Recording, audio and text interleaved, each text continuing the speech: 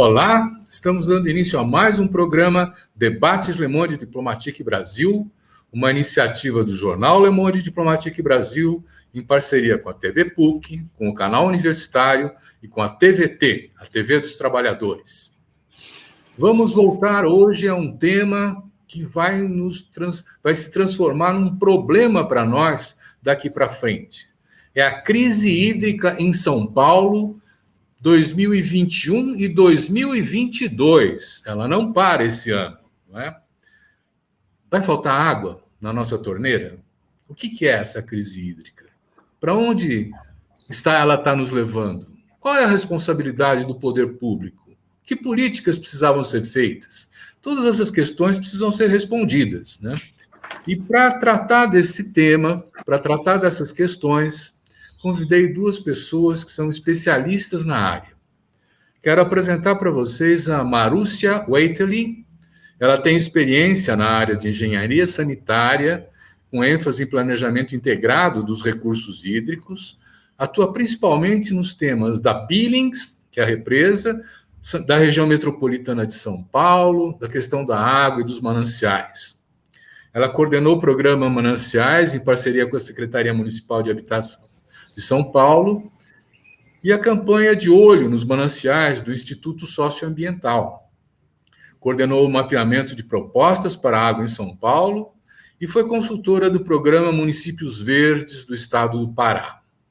É consultora também do Instituto Democracia e Sustentabilidade, em 2001, onde liderou a iniciativa Floresta Faz Diferença. E foi uma das idealizadoras da coordenação, e coordena a Aliança pela Água, que é uma coalizão de organizações da sociedade para propor soluções para a crise da água em São Paulo. Atualmente, ela é diretora do Instituto Água e Saneamento. Muito obrigado, Marúcia, por estar aqui com a gente. Vai ser um prazer ouvir as suas avaliações. Quero apresentar para vocês também a Alexandra Faccioli Martins. Ela é advogada, especialista em direito ambiental. Ela é mestre em direito ambiental, promotora de justiça do Ministério Público do Estado de São Paulo, professora dos cursos de especialização em interesses difusos e coletivos da Escola Superior do Ministério Público de São Paulo e do COGEAI, professora do curso de especialização de Direito Ambiental da Universidade Metodista de Piracicaba. Ela integra o Grupo de Atuação Especial de Defesa do Meio Ambiente do Ministério Público de São Paulo e é representante do Ministério Público no Conselho Estadual de Recursos Hídricos do Estado de São Paulo. Muito obrigado também, Alexandra, por estar aqui com a gente. É muito importante ter a sua participação. Muito obrigada. Eu que agradeço a honra. Bom, vamos dar início a essa conversa. Crise hídrica? O que é isso? Do que nós estamos falando?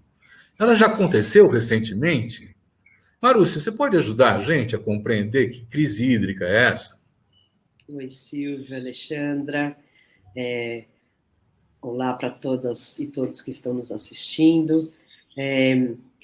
Bom, crise hídrica, novamente, esse tema voltando na pauta e muito próximo de voltar para impactar nosso dia a dia, né?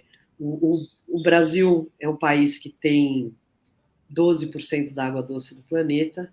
Essa água, infelizmente, ela não está distribuída de forma homogênea, né? Ela tem uma grande concentração dessa água na Amazônia, enquanto a maioria da população e os usos que a gente faz da água estão nas outras regiões.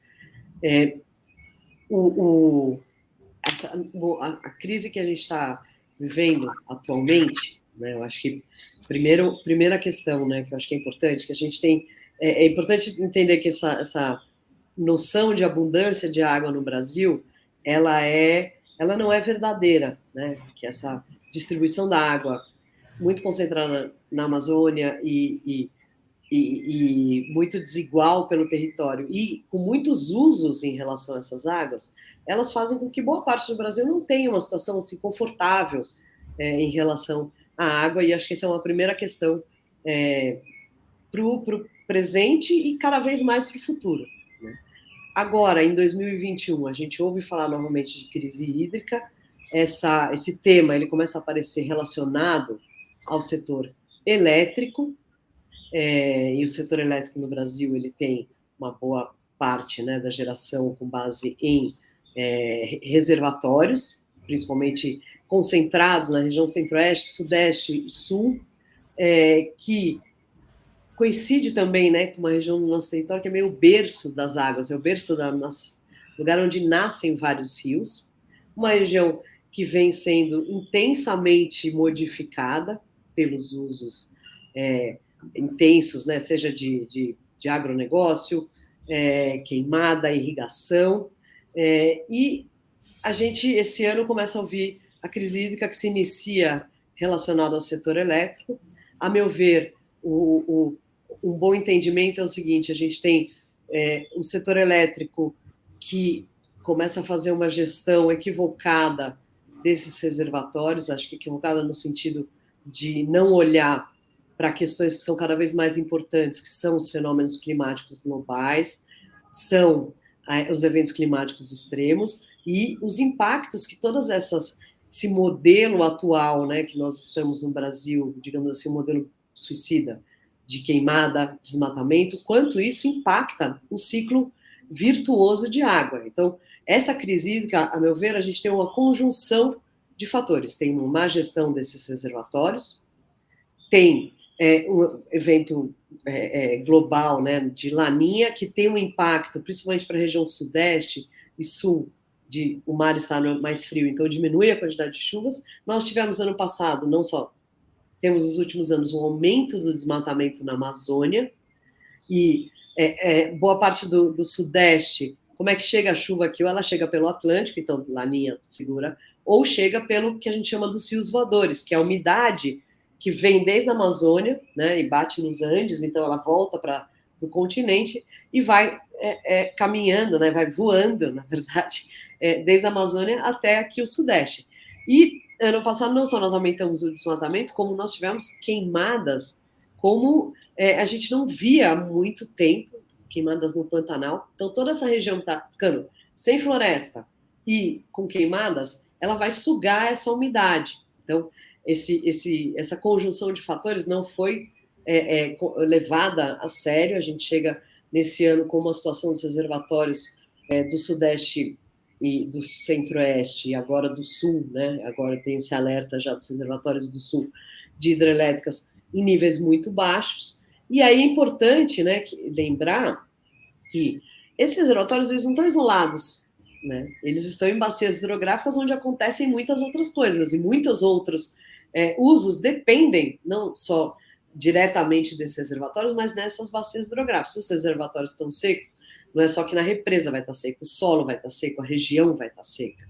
Então, essa crise, o setor elétrico, a crise hídrica, ela tende a escalar não só muito rápido, porque a gente está num período de estiagem muito intensa. A cidade de São Paulo está passando por uma onda de calor que nós chegamos aí a, sei lá, quase uma semana com índices de umidade abaixo de 30%, totalmente insalubres, voltando a índices de qualidade da água que não existia desde a década de 90, a qualidade do ar, né?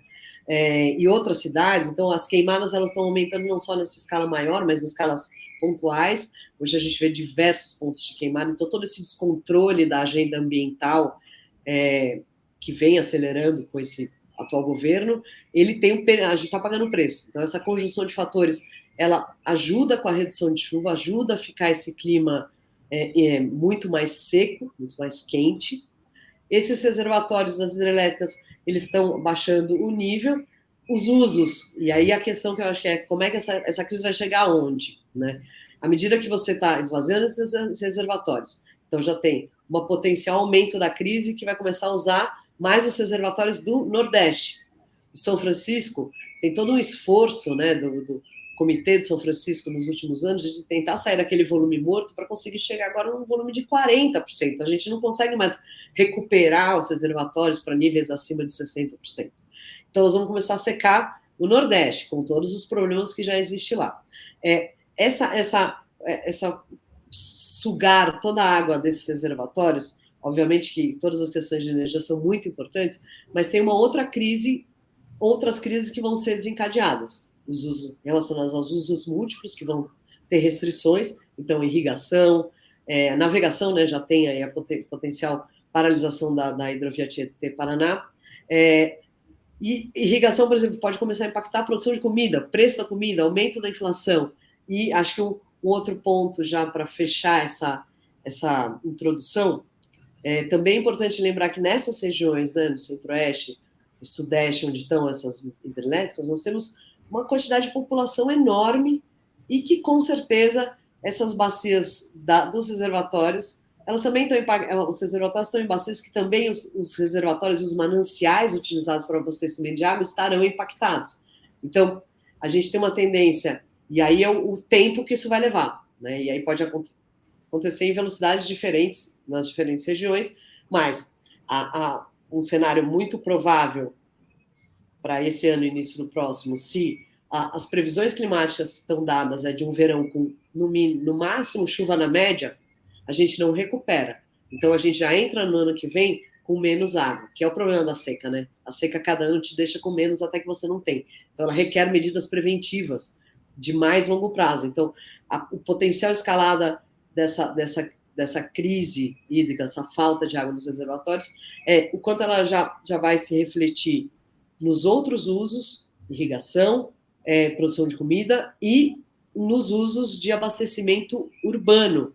E a gente, hoje, vê que esse é um risco muito grande. A gente tem experiências já, Curitiba, por exemplo, já está com racionamento há quase 2 anos, né?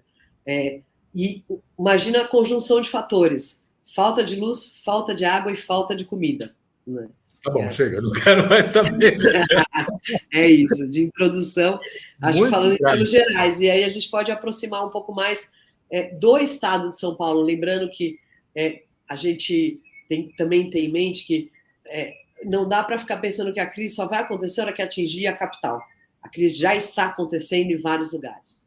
Marúcia, é impressionante esse quadro, né? Inclusive agora, por exemplo, na Argentina, no sul da Argentina, tem quase 2 metros de neve e uma temperatura de -20. Nós estamos chegando àquela situação dos extremos climáticos, né? Que não estava desse jeito antes. Eu queria convidar a Alexandra a falar um pouco. Alexandra, nós temos instrumentos de governança para administrar essa crise, ou ela é uma coisa que a natureza nos impõe e não tem o que fazer? Obrigada, Silvio. Cumprimento também a Marúcia. Tem sido uma grande aliada na luta pela segurança hídrica. E até retomando um pouquinho, antes de responder diretamente a sua pergunta, Silvio, eu gostaria de mencionar um pouquinho da minha visão em relação a essa questão de crise hídrica. Eu acho que mais do que esse termo crise, estamos em crise hídrica, na verdade, talvez o termo mais correto seria nós começarmos a discutir segurança hídrica, né, que é muito mais abrangente e traz uma situação que é mais permanente. E o que nós chamamos, né, de crise hídrica se trata, na verdade, de um risco ou de um rompimento dessa segurança hídrica que é compreendida como a disponibilidade de água em quantidade e qualidade suficientes para atendimento das necessidades humanas, para a realização das atividades econômicas, para a preservação dos ecossistemas aquáticos, enfim, todo um conjunto que são traduzidas em dimensões humana, econômica, ecossistêmica e a própria resiliência. Então, quando acontecem esses fenômenos pelo qual nós estamos passando, que inclusive houve a motivação, pela primeira vez o Sistema Nacional de Meteorologia emitiu um alerta de emergência hídrica em maio de 2021, assim como a Agência Nacional de Águas também declarou de situação de escassez hídrica toda a região hidrográfica do Paraná até novembro de 2021, e o estado de São Paulo está inserido nessa região, na sua grande parte, nessa região hidrográfica do Paraná. Realmente nós estamos em um contexto bastante preocupante. Então, eu acho que nós devemos deixar um pouco de lado essa discussão, porque hoje já existe um reconhecimento oficial pela Agência Nacional de Águas e Saneamento, que estamos numa situação de vulnerabilidade, que é agravada por algumas outras questões que são cada vez mais sentidas, em especial merecendo destaque o contexto das mudanças climáticas. Como vocês bem adiantaram, nós hoje vivenciamos, nós sentimos na nossa rotina essas alterações do clima e a necessidade cada vez mais premente de adaptações, até em setores como turismo, o próprio, indo além até do que nós estamos falando, do setor elétrico, do setor de saneamento, nós temos isso afetando todas as nossas atividades diárias. Então, realmente, como nós lidamos com essa situação? A primeira grande questão, e já relembrando um pouco as lições de 2014 e 2015, é deixar de ter essa discussão, estamos em crise, vamos iniciar racionamento, qual é a situação? Nós temos que admitir que existe uma situação permanente. O Estado de São Paulo, em especial, região metropolitana de São Paulo, região das bacias dos rios Piracicaba, Capivari e Jundiaí, já ostentam uma situação muito abaixo dos limites críticos de disponibilidade de água por habitante ano. Então, nós estamos, sim, sujeitos cada vez mais a vulnerabilidades por conta dessas oscilações, dessas alterações do clima. E temos que estar preparados. E aí eu termino justamente com a sua colocação, Silvio. Nós temos instrumentos de governança? Temos, estamos aprimorando, mas precisamos ir muito além, porque esse diálogo com a sociedade tem que ser permanente. É importante que o sistema de recursos hídricos seja realmente adequado para antecipação de medidas, para enfrentamento de situações mais graves, que podem ou não vir a ocorrer. Nós estamos falando de algo que é incontrolável para o ser humano. Então, em direito ambiental, o princípio básico é o da precaução. Temos que atuar com planejamento, com a efetivação dos instrumentos da Política Nacional de Recursos Hídricos e todas as demais políticas com as quais a questão da água é correlacionada, e sempre lembrando que, quando nós temos usos competitivos, o que é uma crise? Não temos água em quantidade ou qualidade suficiente para atender todas essas demandas iniciais que eu mencionei. Demandas de abastecimento, demandas da indústria, demanda da agricultura, da navegação, e também nós não podemos desconsiderar o que muitas vezes acontece, a questão, nós temos todo um ecossistema aquático e outro ambiental correlacionado que depende basicamente da água para a sobrevivência.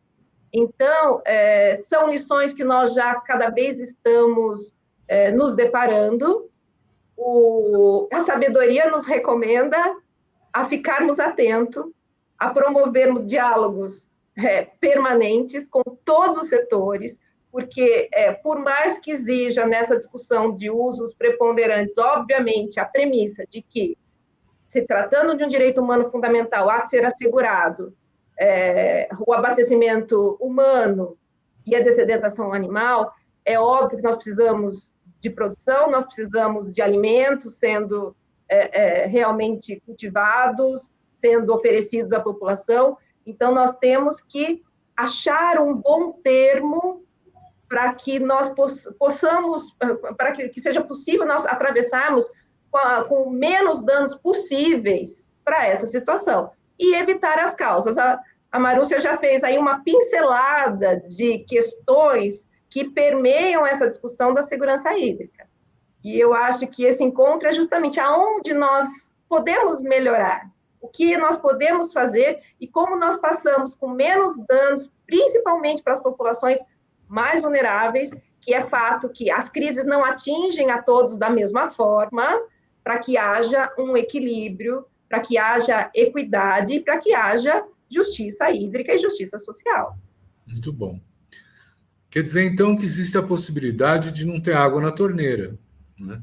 Quer dizer, vocês mencionaram a crise de 2013, onde, inclusive, na periferia das regiões metropolitanas, a água vinha de 3 em 3 dias, chegou a ter esse ponto, não é? Marúcia, tem essa expectativa? Porque, de fato, quer dizer, se nós temos o governo que temos, né, a influência do setor econômico, por exemplo, dos ruralistas, essas coisas, ela deve ser mais forte do que a capacidade da cidadania de disputar a redistribuição do escasso produto da água.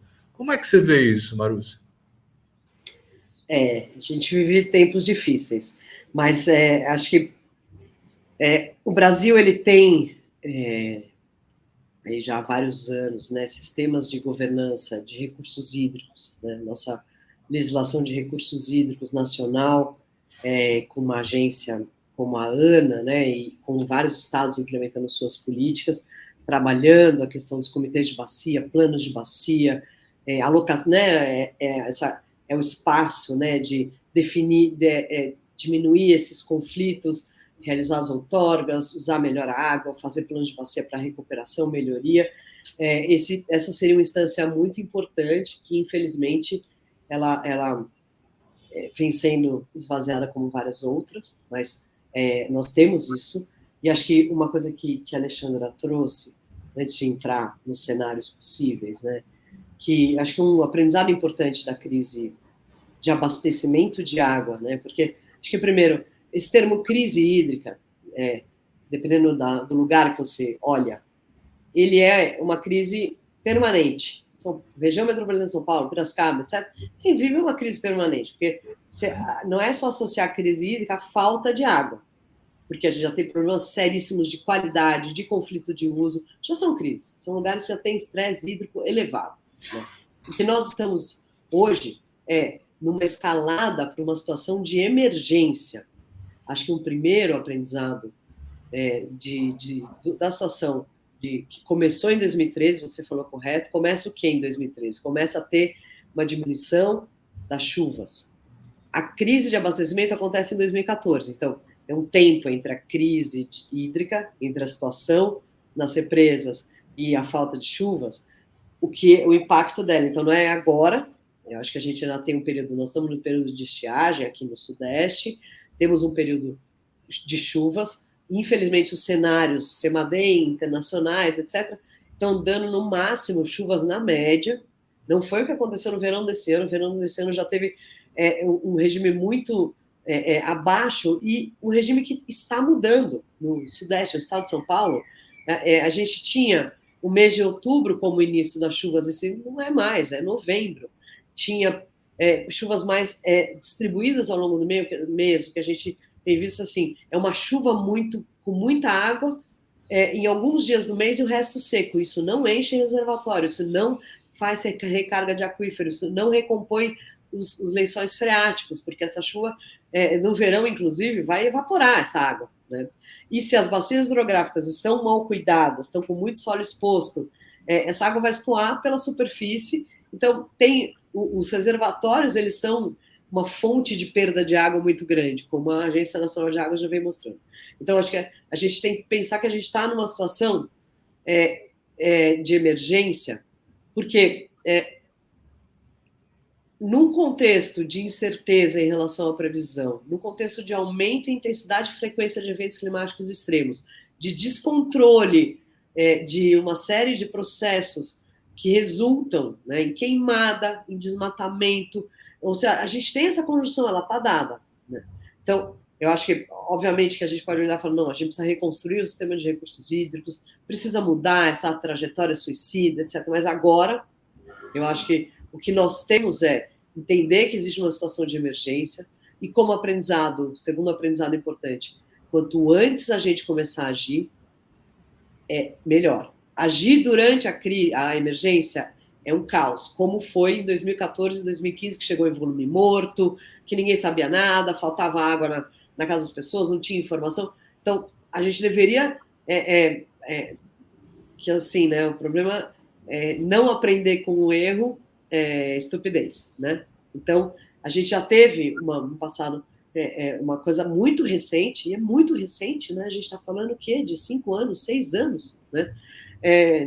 E essa situação, ela pode escalar, já existem vários municípios do estado de São Paulo que estão com racionamento, tá?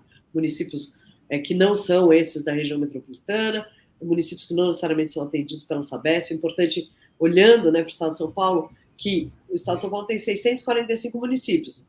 Um pouco mais da metade deles são atendidos pela Sabesp, a outra metade são atendidos por prestadores municipais, por privados, pelas próprias prefeituras. Alguns têm represas, outros têm águas subterrâneas, né? E quando nós estamos falando de uma diminuição, uma perda de volume dos reservatórios, não é só que a represa está seca, todo o solo no entorno está seco. Então, também vai abaixar o nível da água subterrânea e é uma reserva fundamental que a gente não pode ficar usando de forma indiscriminada. Então, a solução é vamos furar mais poço. Nem sabemos se a gente tem, de fato, aquela água, né? E os impactos disso no futuro. Então, acho que essa situação ela já está dada em alguns municípios do estado.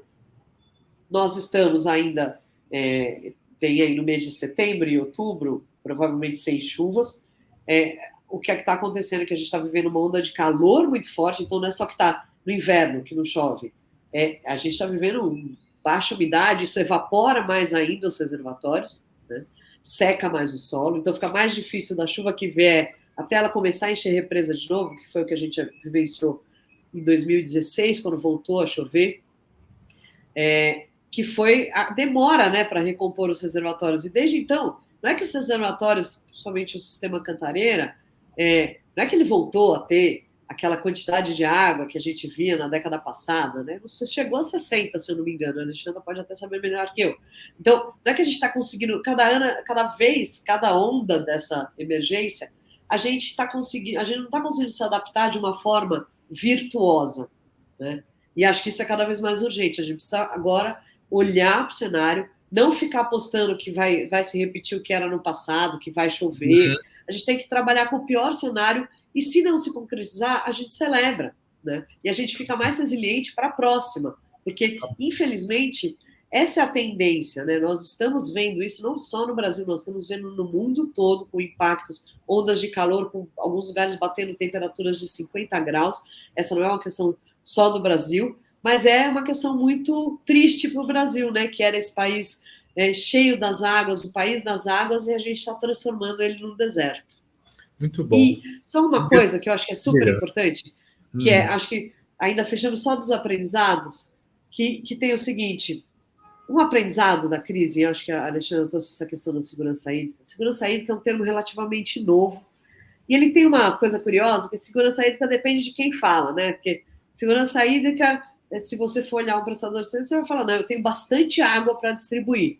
Isso não é segurança hídrica. Eu vejo, alinhado com o que a Alexandra trouxe, mas assim, a segurança hídrica, como definido pela ONU em 2013, ela é mais uma diretriz, assim como a base conceitual do direito humano à água e saneamento entra como uma diretriz, né, onde a segurança hídrica é garantir água em quantidade, qualidade, acessível, proteger as pessoas da poluição, proteger as pessoas dos eventos ambientais e climáticos, proteger os ecossistemas para que a gente tenha ciclo virtuoso de renovação de água e resolver conflitos e garantir paz no uso da água. Então, essa é uma diretriz importante. Isso. Vamos lá. Desculpa, que eu falo bastante. Tá ótimo. É que o meu papel é esse mesmo, de ficar dando a introdução de outras questões, né? Eu vou aproveitar a presença da nossa especialista em direito ambiental, né? Que a pergunta é a seguinte: nós tivemos um novo marco de saneamento aprovado no ano passado, né? Ele já está operando? Ele ajuda a enfrentar a crise? Como é que você vê isso, Alexandre? Olha, Silvio, eu falo, não basta a legislação. Eu gostaria de começar por aí. E, nesse aspecto, a própria Lei de Política Nacional de Recursos Hídricos, a política estadual, a nossa política de meio ambiente e, acima de tudo, a nossa Constituição Federal trazem princípios, diretrizes, instrumentos, assim como a Lei de Política Federal de Saneamento, que foi alterada em 2020, já trazia muito que a gente já poderia ter aproveitado para implementar e para garantir maior segurança hídrica. E aí a resposta depende. Essa lei pode ser muito bem implementada, lembrando que já existem prazos muito bem definidos, até, sobretudo, março de 2022, por exemplo, em que os contratos que não prevêem, em relação ao tema que nós estamos tratando, tá? Vamos só realmente decontextualizar essa minha colocação, no sentido de que determina que a gestão de risco seja devidamente prevista nos contratos, as medidas de contingência, emergência, inclusive em casos de racionamento, o princípio da sustentabilidade econômico-financeira, a necessidade de acesso equitativo a todos indistintamente, a modicidade da tarifa. A lei em si, ela é muito boa. O marco trouxe alguns desafios. O marco de 2020, a lei de 2007 já era excelente, né, trazendo a obrigatoriedade de metas de expansão e de universalização do saneamento, o direito de acesso a todos ao abastecimento, ao tratamento, ao abastecimento público, ao tratamento de esgoto, a drenagem urbana, que também é um problema, né? Vamos nesse contexto de segurança hídrica, no contexto de enchente, agora nós estamos passando por estiagens, mas também faz parte desse contexto a questão das enchentes, e a obrigatoriedade dos prestadores de serviço olharem para essa situação e se precaverem, adotando planos de contingência e emergência de forma antecipada, definindo já realmente medidas que sejam tomadas e assegurando, sobretudo, o controle social. A lei repete inúmeras vezes a obrigatoriedade do controle social, da prestação da informação, e é muito bom ouvir realmente a Marúcia contando e a gente falando, discorrendo sobre esse histórico.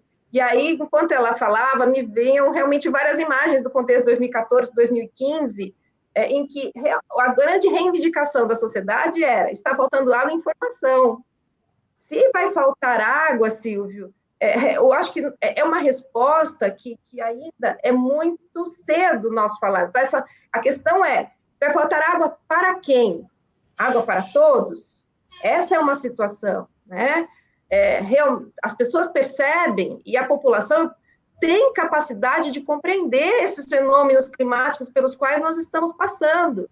O que eu percebo, a reivindicação é justamente essa, ser devidamente informada da situação e haver um equilíbrio na divisão desses ônus, né?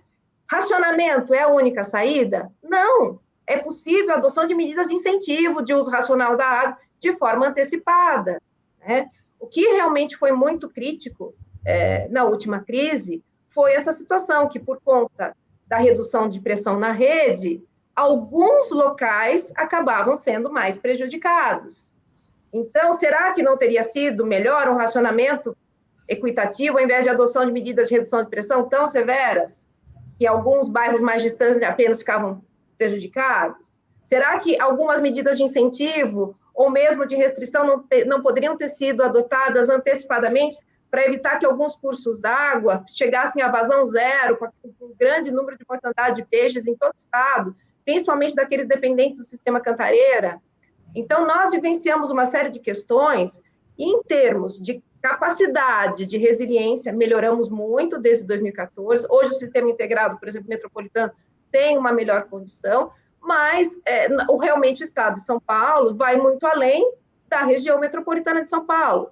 E as decisões, no entanto, que são tomadas no âmbito dessa região, afetam, em regra, o outro estado, todo o restante do estado. Porque nós temos aí a denominada região da macrometrópole paulista, com várias bacias envolvidas, né, dos quais a região metropolitana depende. Então, de fato, tudo que é realmente decidido nessa seara afetará o estado.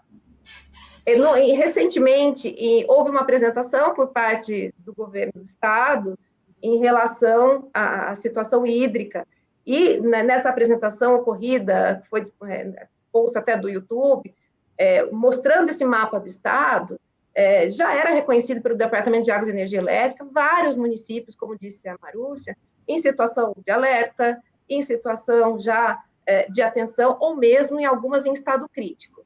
E aí, a grande questão o que fazer diante dessas situações? A lei traz instrumentos. É possível realmente reduzir captações, dialogar com os diversos setores, e o melhor, eu gostei muito de uma medida que foi adotada, mas pena que tardiamente, em outro momento, que é realmente um diálogo amplo com todos os setores, em que foram pactuados horários de restrição para cada um deles, de forma a garantir que todo mundo continuasse tendo o mínimo necessário para a manutenção das atividades, para garantir esses múltiplos usos.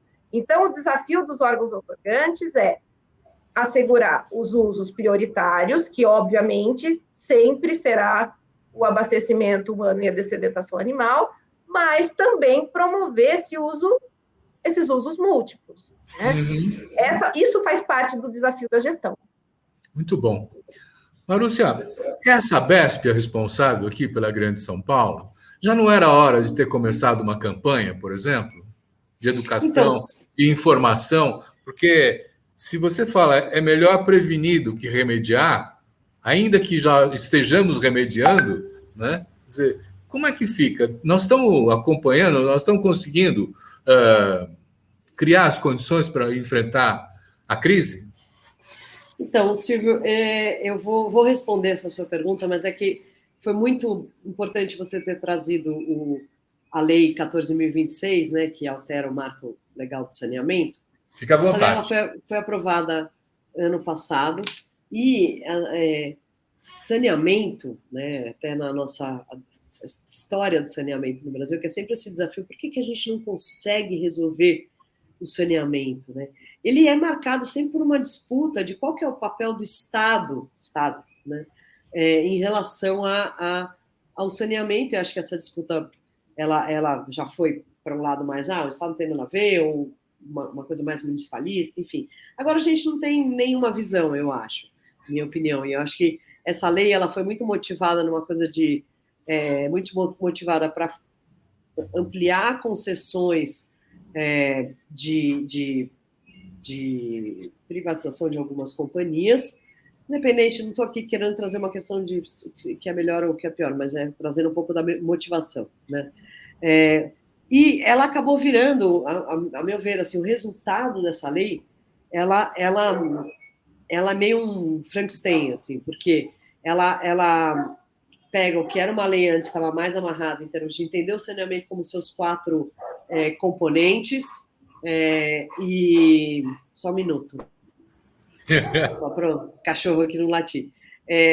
Ela tentava começar a organizar, imagina, a gente, assim como diferentemente do que a gente tem com recursos hídricos, a gente nunca teve uma política nacional, um sistema nacional com meio ambiente, com saúde. A gente não tem um sistema nacional de saneamento onde as atribuições dos municípios, do Estado, da União estejam claramente definidas. Isso tem até a ver com a nossa trajetória.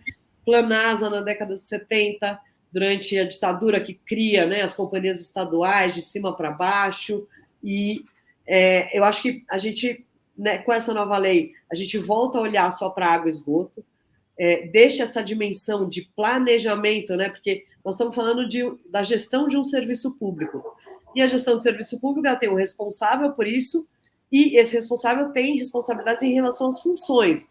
Então, esse responsável que a gente chama de titular, né, ele é o município de uma forma isolada ou compartilhada com outros municípios, ou compartilhada até mesmo com o Estado. Isso é um avanço que a gente tem nesses últimos anos, que essa lei, de certa forma, deixa consagrado isso, né, que esse reconhecimento da titularidade comum ou titularidade local ou compartilhada sobre o saneamento, e cabe a esses titulares, na gestão do serviço público, fazer o planejamento e garantir o controle social. Dentro do planejamento, na lei anterior, um dos aspectos era os planos municipais de saneamento ou dessas regiões deveriam ser atualizados a cada 4 anos, e um dos componentes era prever medidas de emergência e contingência para as situações de racionamento, porque é importante, assim, a outorga da água, ela é do sistema de recursos hídricos. Depois da outorga, a gente tem o sistema de saneamento, e ele é todo confuso. Então, você perguntou quem que manda na água, quem que decide sobre racionamento, né? Isso.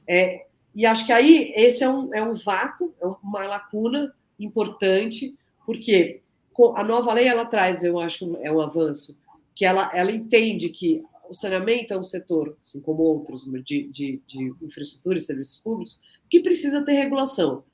Não é viável ter uma regulação federal, como tem para o setor elétrico, para o saneamento, até pela diversidade de situações que existem no Brasil, né?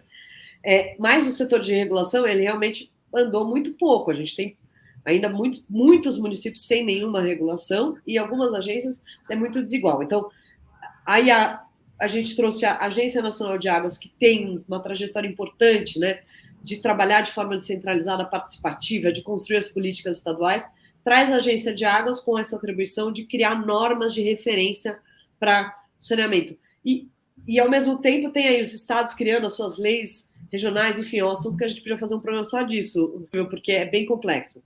Mas tem toda, assim, esses prazos da lei, a gente tem agora, nesse momento, 1 ano e pouco da lei. Algumas coisas avançaram, outras coisas ficaram bem atrasadas. Os estados, uma boa parte deles, criaram leis estaduais para criar unidade de gestão de serviços de saneamento, algumas muito problemáticas, como no caso de São Paulo.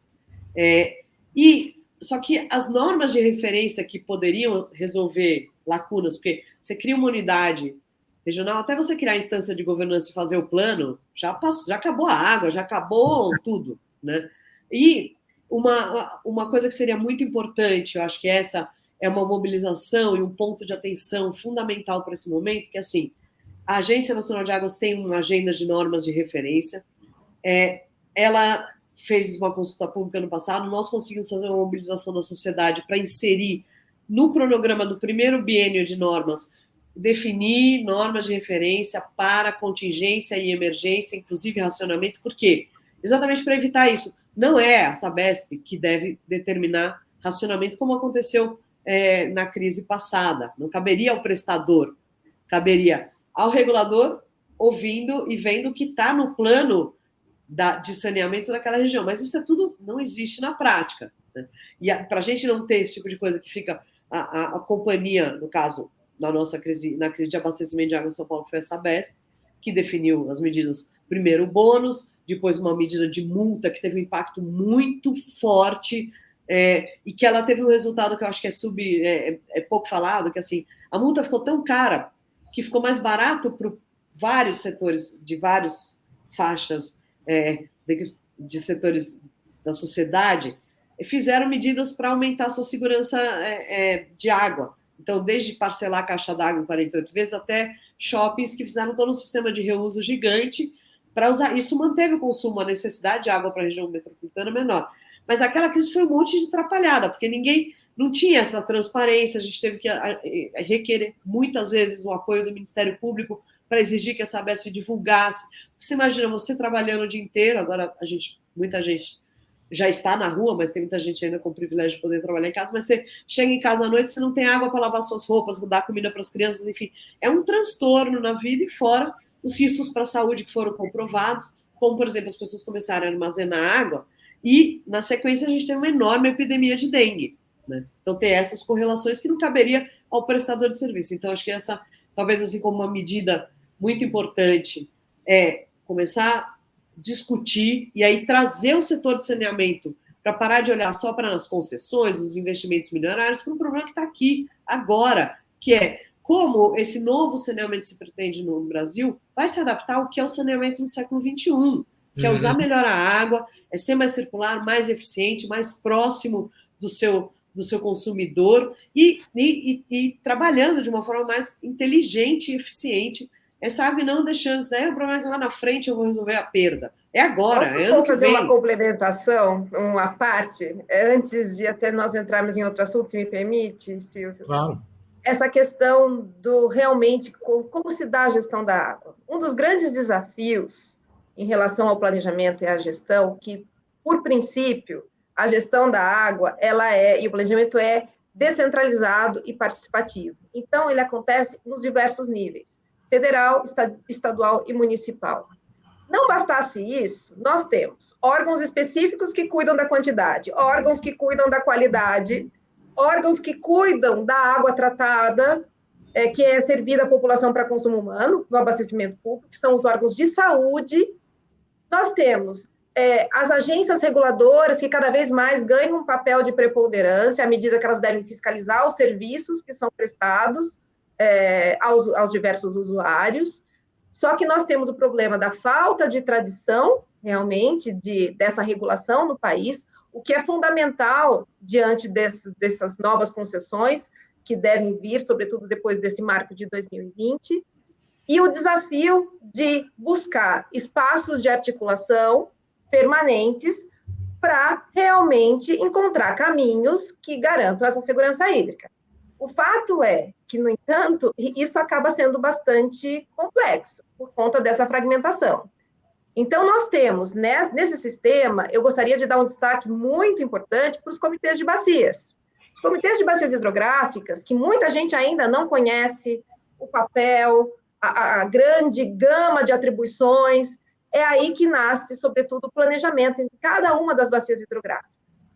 E com outros instrumentos, como, por exemplo, a cobrança, são gerados recursos para serem aplicados na própria bacia hidrográfica e para a realização desse conjunto de medidas que são necessárias, né, em relação à questão da recuperação dos nossos mananciais, em relação ao monitoramento da qualidade da água, a adoção de medidas de uso racional, a questão de outras alternativas que garantam metas claras para a universalização do saneamento, ou mesmo para a redução de perdas. Então, o comitê tem toda uma grande gama de possibilidades, até em termos de definição de prioridades, de uso, isso por força realmente da própria legislação federal e estadual. Então, só que nós precisamos fortalecer esses espaços. Esses espaços que são denominados de Parlamento das Águas, nós temos a presença do poder público, dos usuários e da sociedade civil. Tem sido um trabalho muito árduo trazer e realmente motivar cada vez mais a sociedade civil a ocupar esses espaços. Porque, realmente, se isso não acontecer, existe já ali, na origem, uma dificuldade da sociedade ser ouvida. Então, nós passamos realmente por tempos difíceis, mas uma grande bandeira é justamente a democratização e a busca desses espaços de participação, né? Faz parte da questão, são interfaces do controle social. Nós temos que ter informação e temos que ter espaços para controle, para realmente participar de uma forma qualificada, né? Então, assim, o Ministério Público não subir. Muitas vezes as pessoas dizem, o que o Ministério Público vai fazer diante de tal situação? Não, o Ministério Público ele tem um papel muito relevante, sobretudo na discussão e na concretização desses processos democráticos. No entanto, a sociedade também deve, cada vez mais, buscar a concretização e ocupar. Nós temos vários locais e várias situações em que vagas acabam não sendo preenchidas. E aí nós temos esse trabalho brilhante que foi feito pela Aliança pela Água, com a coordenação da Marúcia, tem como, né, na época, com mais de 50 entidades discutindo. Isso, nós víamos assim, né, é a grande oportunidade disso ser concretizado dentro do âmbito dos comitês, dos conselhos municipais, nas diversas esferas, nos conselhos estaduais, nos conselhos federais, porque por mais que os momentos sejam, às vezes, difíceis, eles vão passar. E a transformação, nós acreditamos, vem da sociedade, não vem de cima, né? Vai ser sempre realmente essa consciência, né? E a busca dessa cooperação, né? Entendendo, e assim, nos despindo um pouco, é muito fácil dialogar com quem pensa da mesma forma que a gente, né? O difícil é ouvir o outro, ouvir o que realmente é difícil para cada um dos segmentos e buscar um eixo comum. Qual é o caminho do meio? Deixa eu entrar agora, que eu preciso entrar. Muito obrigado. Olha, é tão interessante e é tão complexo esse tema que nós já estamos esgotando o nosso tempo, né? Então, eu queria pedir a vocês, a cada uma de vocês, que usasse 1 minuto para fazer uma recomendação aos órgãos públicos de como devem se posicionar nessa crise. Pode ser. Bom, vamos lá, em 1 minuto. Eu acho que, assim, nos próximos meses, a gente vai começar a ver realmente a crise, a situação dos reservatórios piorar.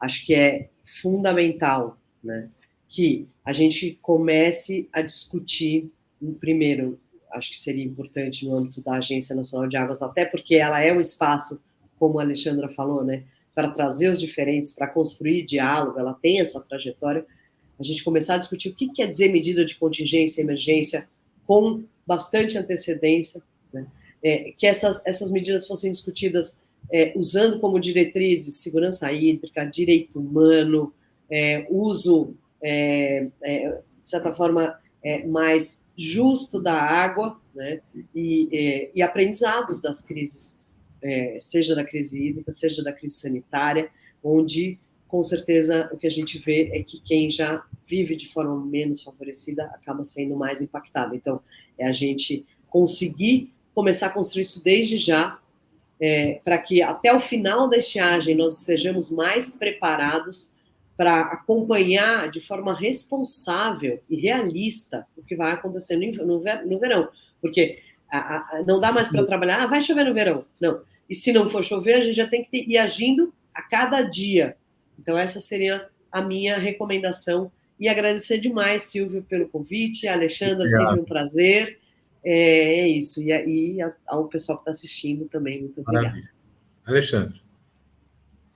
Bom, em algumas poucas palavras, mas trazendo aí toda uma gama de conceitos, o que eu entendo como um grande desafio e uma recomendação aos diversos poderes. Primeiro, eu acho que é superar políticas de improviso, fazer gestão de risco, buscar a integração de políticas públicas, compreendendo, sobretudo na questão da água, que existe um ciclo hidrológico, que nós temos que considerar todos esses componentes para garantir esse conceito macro de segurança hídrica. E, acima de tudo, transparência e governança. Eu acho que somente dessa forma as pessoas compreendem, passam a fazer parte da tomada de decisões e, colaborando, contribuindo com isso, eu acho que nós temos chances de fazer mais e melhor, porque certamente, nesse contexto de que nós, sobretudo das mudanças climáticas, da necessidade de adaptações cada vez mais evidente, certamente essa não será a última e nós teremos que estar num espírito de cooperação imbuídos de busca cada vez mais frequente por melhores soluções. Muito bom.